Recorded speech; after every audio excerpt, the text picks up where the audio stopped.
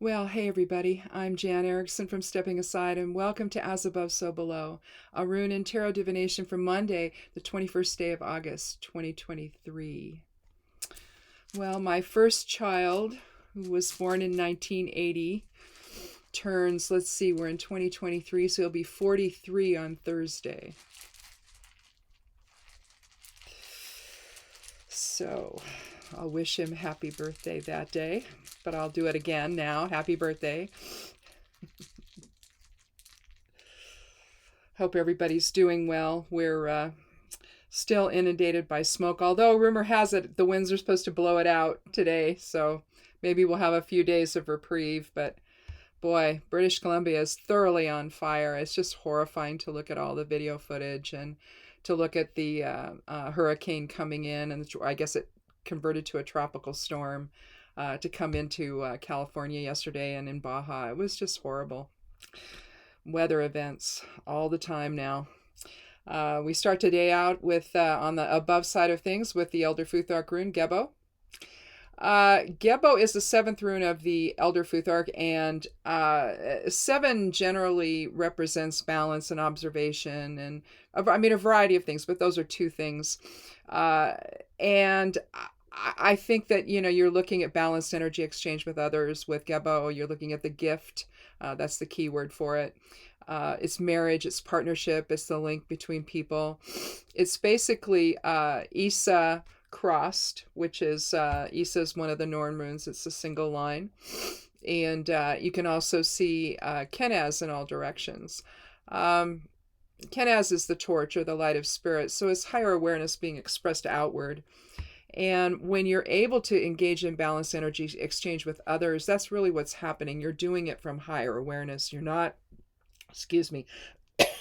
doing this from ego.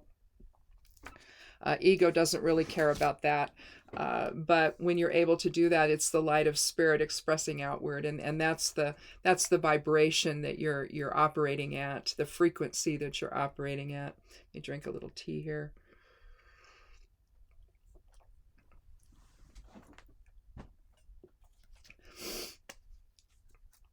We're still waiting for our new respirators to come, but they're supposed to come today. We'll see.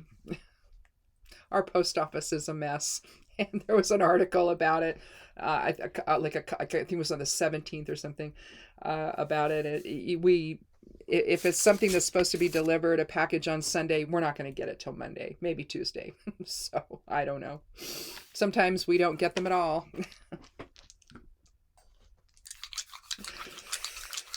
So anyhow, that's what we've been dealing with. But we've got one respirator between us, other than our masks, our N95s and stuff. And my husband spends the majority of time outside during all this, and so he wears it.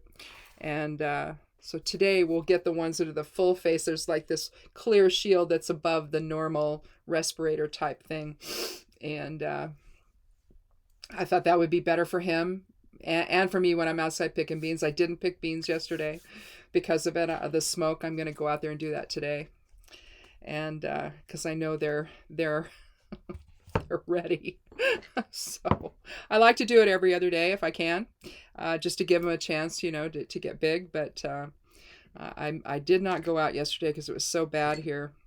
The Geomancy rune today is Pur. That's the complement of Puella. Where is Pur? Oh, there it is. It's scattered little boy energy. So I think that, and lack of impulse control, I think a lack of impulse control impacts how we relate to one another in a way that's positive and respectful and with boundaries and all of that. And I think that what this is saying is, and we'll see what the cards have to say about it, but I think what it's saying is we're, in order that we can interact on that level with other people, we've got to keep our focus about us. We can't let little things distract us, or even our own little needs and desires get in the way of behaving honorably with other people.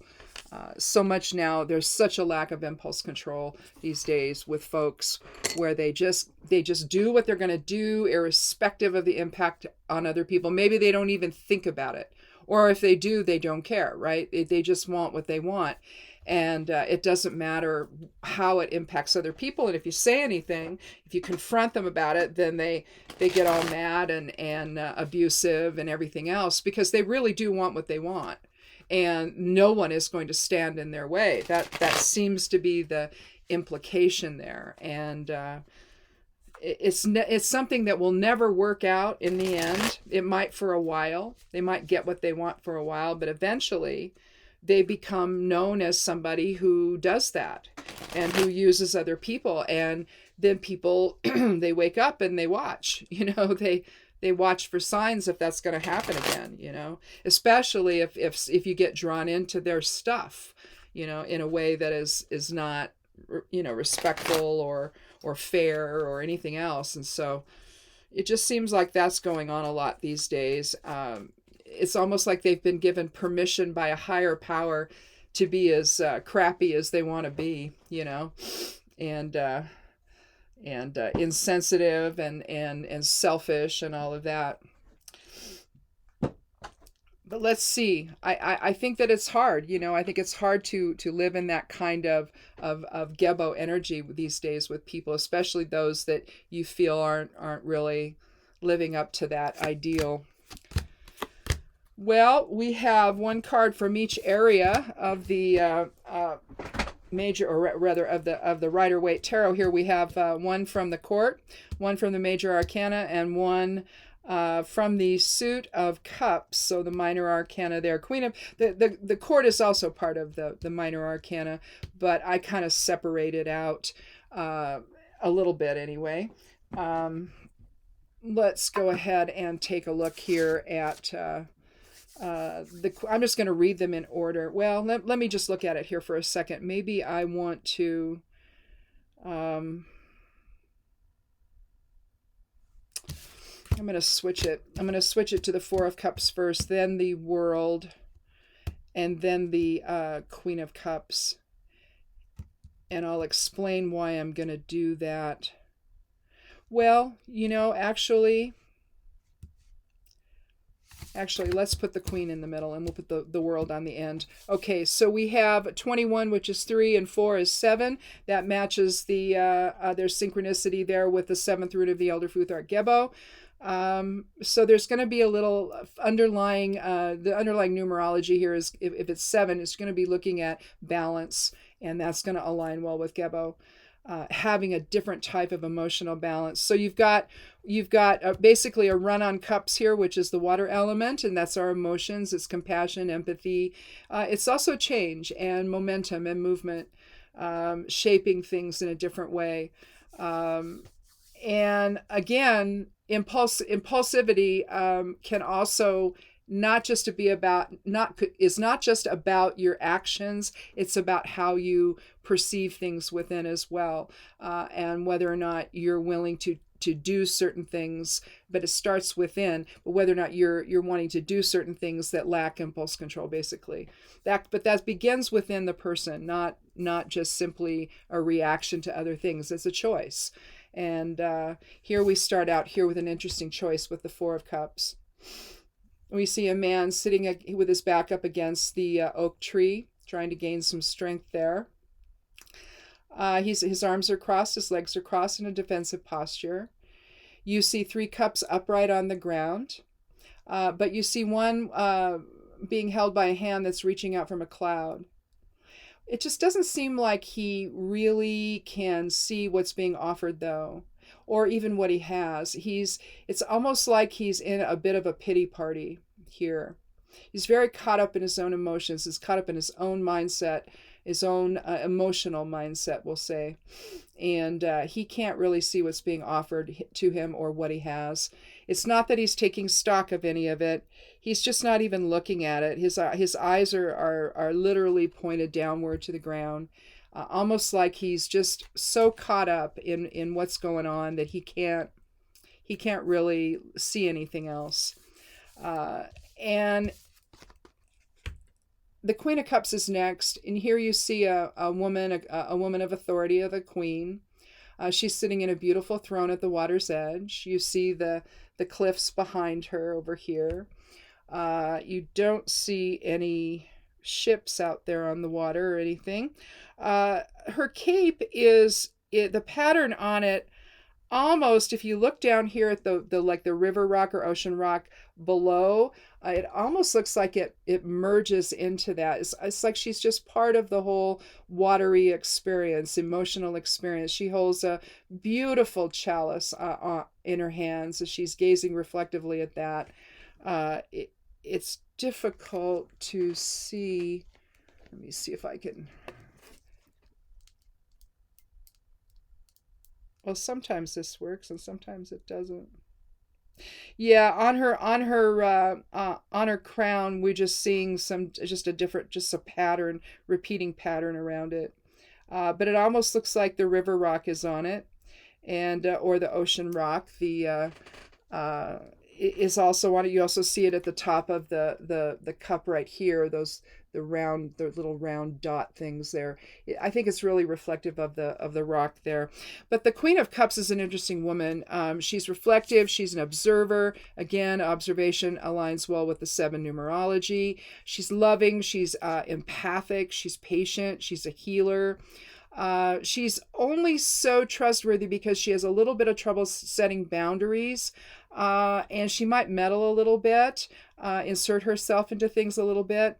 But the main thing here that we want to take in conjunction with the 4 is we want to see her as someone who has some compassion.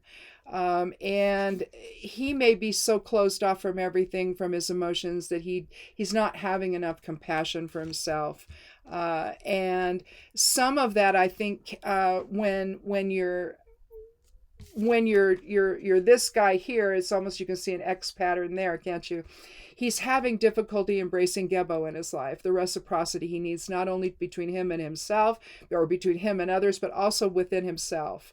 And I think that there's a little impulse control that's lacking in terms of maybe being self-focused, as opposed to being able to see the entire picture and understand the effect of his behavior, the effect of his actions. He may have done something and interacted in a way that wasn't acceptable to other people, maybe, and now he's having to sit with his own feelings about that. And maybe he's feeling a little bit defensive, he's feeling a little pouty, and not really willing to engage with other people in a way that has healthy boundaries, again, with the Queen. That could be an issue there. And so, as opposed to a solution for this guy, other than you could say she could be offering the solution of being a little more reflective and a little more compassionate and empathic, let your empathic awareness come through and not be so focused on the immediacy of things, but just kind of spread your awareness out and understand the bigger picture of things. That's another part of the 7. 7 is also like the scales.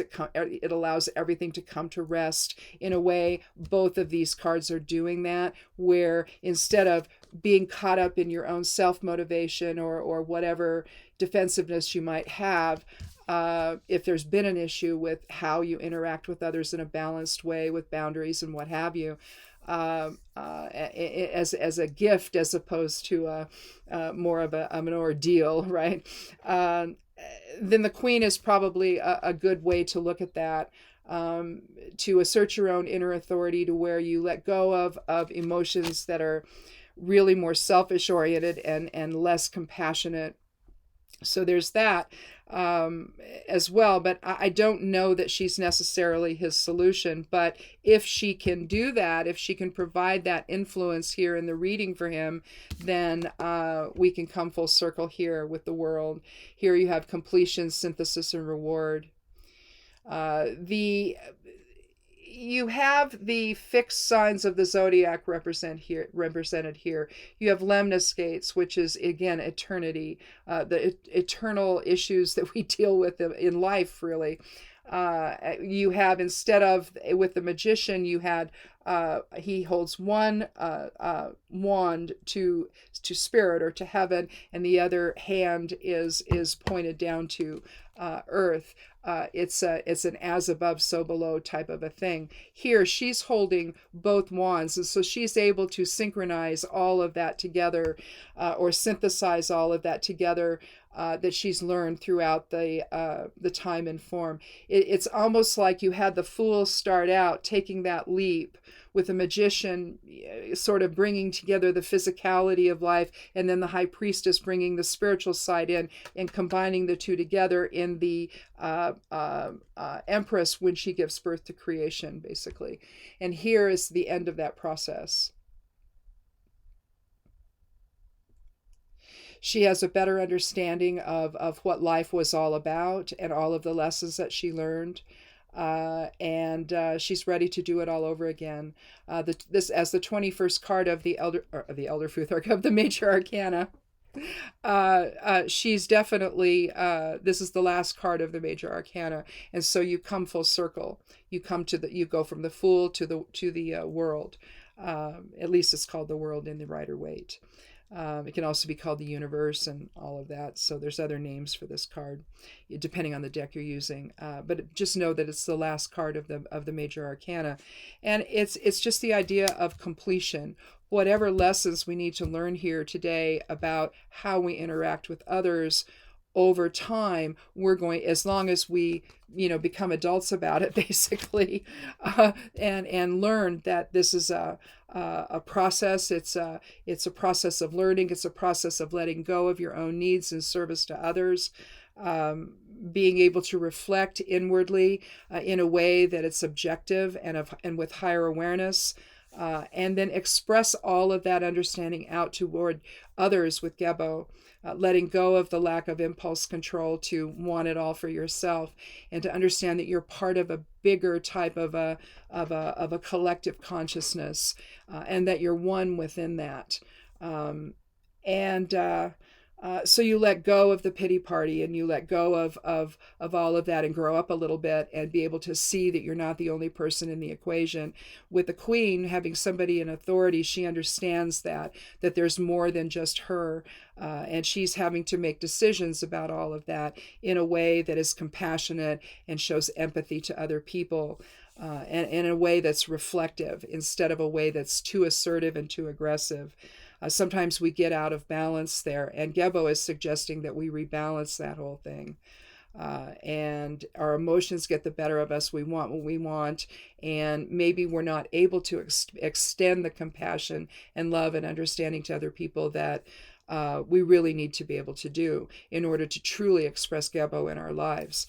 And then when we come at the end of it, we come full circle with the world. We've completed what we've needed to learn here. It's time to move on to other things, whether this is if this is the end of someone's life here in form, or whether it's just a transitional moment where you learn this lesson and now you're ready to press on in this physical reality. Into something that is more loving and more more synchronous with other people, to see things from that higher perspective instead of the lower vibrational ego, because I think that's what's reflected here. And here, even with the ill-dignified stuff about her, I don't think that that's really what this is about. I think that she's just trying to suggest, look, if you get caught up in your own emotions, it's time to step back and reflect a little bit on the bigger picture of it all and see if it's realistic to do that. It's not that there can't be something that you're upset about, that you're right to be upset about, and you're trying to figure out a way through that. It's not that that's not a valid thing to happen, but sometimes we get caught there, and we sort of if we've offended somebody or pushed our own views on somebody and they didn't like it and they felt uncomfortable, that could be a boundary issue that someone might have. That's reflective of poor, the little boy energy, the lack of impulse control. And consequently, you then have to stop and think and evaluate, well, where did I go wrong? Well, I'm not so sure that this guy in the 4 is able to really do that. I think that it's sort of an example of the lower ego, and he's just got his back up against the tree, and I don't want to see anything. I didn't do anything wrong. I mean, the minute you hear somebody say, well, I didn't do anything wrong, it's like, well, what'd you do? Yes, you did. Obviously you did. You automatically think, really? And so in any event, I think that it could just be that the queen is suggesting, look, just take a step back, and instead of getting your back up against the wall or back up against the oak tree, just sit with your feelings and understand that there's a bigger picture involved, and that maybe you overstepped and you weren't in balance with other people in the way that you need to be. And just remember, there's one of the other interpretations of Gebo is reciprocity. The natural give and take that achieves that balance with people. Sometimes you get into relationships where the other person is taken from you all the time, and pretty soon I knew a guy who these two girls, they lived together, they were roommates, and they were neighbors of his, and it's like, he was a nice guy, and, they asked him for help, but then that didn't stop there. Just more and more borrowing money, doing all this stuff, right? And eventually, and he talked to me about it. He says, I have this really hard time saying no. I know what they're doing. I know what's happening. And I knew the two girls. And then it's exactly what was happening. And they took advantage of him. And eventually he was the sort that when he finally did say something, he would blow up about it. And on the one hand, you can't blame him, because they really were using, him like crazy. And so I don't blame him for being angry, but he also recognized the fact that he should have stopped it earlier. He should have set those boundaries earlier. He was not there to be their savior in any way, shape, or form. He was a neighbor. That's all he was. And they saw him coming, and boy, oh boy, they latched onto him. And eventually it all blew up, and no one talked to one another anymore. And that was fine. The girls moved away and to someplace else. In fact, I think they got different homes. They weren't getting along either. So I think that it's just that idea that how we engage with other people matters. That there has to be some kind of balanced give and take, balanced reciprocity, boundaries, all of that, seeing things with clarity. There's an aspect of clarity in this when you look at this as Kenaz in all directions. Kenaz, again, is the torch or light of spirit, implies higher clarity, to understand the bigger issue at hand, and to not be so defensive when it gets to the point where, like my friend, he finally had to tell these girls, go away, I don't want to be friends with you anymore. I don't want to know you anymore, and that's basically what happened. So you see where that lack of balance was happening in terms of their relationship. They were just there to take advantage of him. And eventually, even somebody like him who had a hard time setting boundaries eventually would. It just would be really nasty when the breakup was nasty, So I think that may be what some of this is about, especially with Gebo here. When all is said and done, you want to come full circle. You want to complete that process. You want to complete that essentially that subject in school where now you know everything about it, and you're ready to move on to something else, to learn something else. I think that's really what this is about. You come full circle and you're ready to begin again, and to start something new that you're learning about. But this balanced energy exchange with other people with Gebo, again, that's a tough one these days. And especially if you're involved with people that tend to be the sort that use others, you just kind of have to be really, really cautious and really, really aware of when that's happening, and to not, to put those brakes on and let them know in some way this is unacceptable. I'm not comfortable with this. Say no. I mean, and no's a complete sentence. You don't even have to explain yourself. Somebody wants something from you, you just say no. And sometimes they get angry and they retaliate and they do all kinds of things. But at the end of the day, you have to still say no. And it's not a fun position to be in. We've been in that position where we've had to say no, and, let the hijinks begin after that. It's like, wow, really? We just, don't we have a right to say no to something? I mean, it's that kind of thing. And I think the world is just really has such a imbalance to it right now, that people have such an imbalance, that this may be something that is a ongoing lesson to learn how to be in balance with other people. And even if it means setting boundaries and saying no, to manage that in a way that's healthy, and not allowing other people to take advantage of you. Um, so I think that may be what this reading's about. There's probably a lot of ways to look at the reading, but I think with Gebo involved, I think it's pretty clear that in the first card here, the Four of Cups, he's being defensive about something. And if it's about interaction, if it's about being compassionate and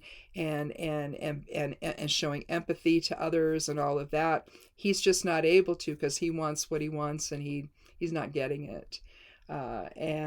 So he's going to pout a little bit. Somebody put some boundaries on him and he doesn't like it. Oh, well, we've all have to face that from time to time. And even people that have really healthy boundaries might have to experience a little bit of that, where maybe they've crossed a line with somebody and didn't realize that they got caught up in their own excitement, or they got caught up in one thing or another. And again, it's that getting caught up. You forget to see the bigger picture of things. So interesting way to start a Monday, to start the week. But I think that it's one that, unfortunately, it's an issue that has to be revisited a lot, especially these days. Because even if you're not the one who's overstepping, I guarantee you there are people in your life who do. And eventually that's going to come to a head. And you're going to have to make a decision about it. And, kind of, it's one of those it is what it is moments. So anyhow, I guess that's it. Try to stay well, try to stay out of the smoke if you can. Again, that's supposed to be blowing out of here today, but tomorrow, who knows, what's going to happen. Depends on how the winds blow around here, as to whether or not we can breathe when we go out, or whether or not we have to wear masks and respirators and things like that. So anyway, if you're down in the Southern California area, don't drive around. I mean, people were driving around in the floodwaters that were coming in. It was silly. They're telling them, do not drive around, but they're out there driving around. It's like, okay, well, I know some of us are people that like to go out and experience the weather. It's a thing with people. They just have to be out in it, have to experience it. And, but it's not safe, especially when it's the first time it's ever happened. But hopefully that'll all settle down. I just don't know how long the floodwaters will take to recede and all of that. But in any event, I guess there's more of that sort of thing coming. I saw a picture of it, weather picture of it, where it's coming into the Gulf of Mexico or something, and around Texas and the southern states there. So lots of different systems moving in. So this is the season for it, and everybody try to stay as safe as possible, and hang in there. In any event, thanks for watching, and come back again on Thursday for another edition of As Above, So Below. Be good to yourself, be good to one another, and blessed be.